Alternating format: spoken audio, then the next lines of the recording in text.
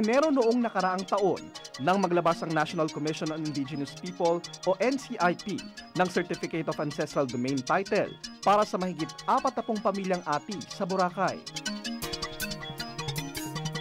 2 ektaryang lupa sa Boracay ang ipinagkaloob ng NCIP sa kanila.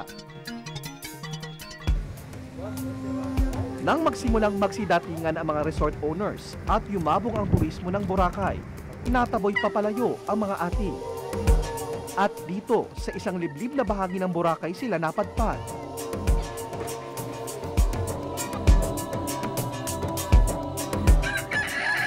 Dito ko nakilala si Sonia. Kaya pa raw tiisin ni Sonia ang baha at kahirapan. Ang hindi niya matanggap habang yumayaman at umuulad ng Boracay. Mas tumitindi raw ang diskriminasyon sa kanilang tribo. Hindi kami makapasyal sa mga baybay. Dahil magtingin sila sa amin ay parang basura.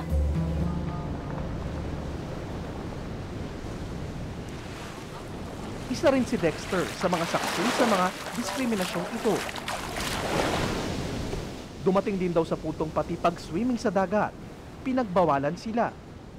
Kasi po, minsan may isang grupo kaming mga Ati na naligo doon sa White Beach. Tapos ngayon ay nagkataon na may guard po yung lugar na yun. So ang ginawa nila ay ang ginawa ng guard nila ay sinisita po kami.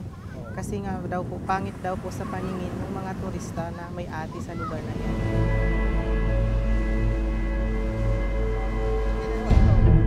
Kinabukasan, naabutan naming muling nagtatalo ang mga Ati at kanilang mga taga-suporta laban sa mga katiwala ni Rudy. Isang pulang bandila kasi ang inilagay ng mga ito at naglagay rin sila ng mesa para kunin daw ang mga pangalan ng sinumang pumapasok sa lote. Eh, karapatan din namin protektahan yung side namin po. At saka kahit lang gusto nyo kayo magprotekta. Wala namang ano yun. Eh, wala pala. Eh, bakit kayo kailangan mo pang kukunin yung mga pangalan kung wala na naman pala? Anong purpose nyo? For the record? For what? Whatever. Pangalan lang, mahirap ba yan ilista yung pangalan nyo? Dahil dito kayo sa property na inaangkin nyo, supposed to be, may awarded na kayo ng title nyo. Pero hindi pa alam kung saan yun. Diba? Hindi po tayo mag-usap ng kulay, o puti ka o kulay. Huwag na po tayo mag-usap.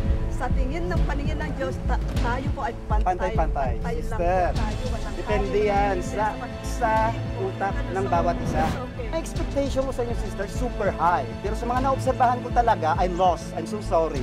I lost talaga. I lost respect sa mga religious status niyo. Sa mga ginawa niyo rito. I'm so sorry talaga. Kung ang layunin mo ay katapatan, ba't mo itago yung pangalan mo?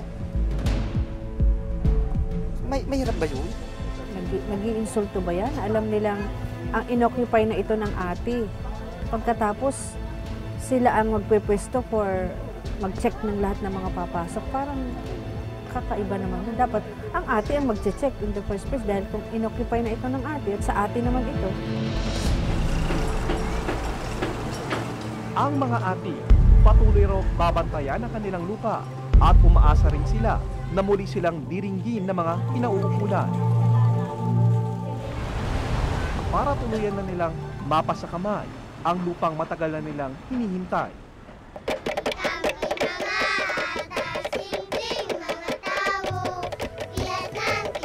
Sa kapiraso ng paraisong pinagtatalunan, pansamantalang mapapanatag ang mga Ati ng Boracay.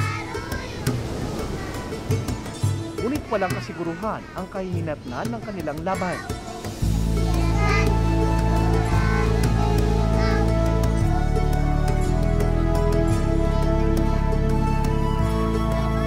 Sa ngayon, umaasa silang muling maangkin ng karagatan na minsang ipinagkait sa kanila.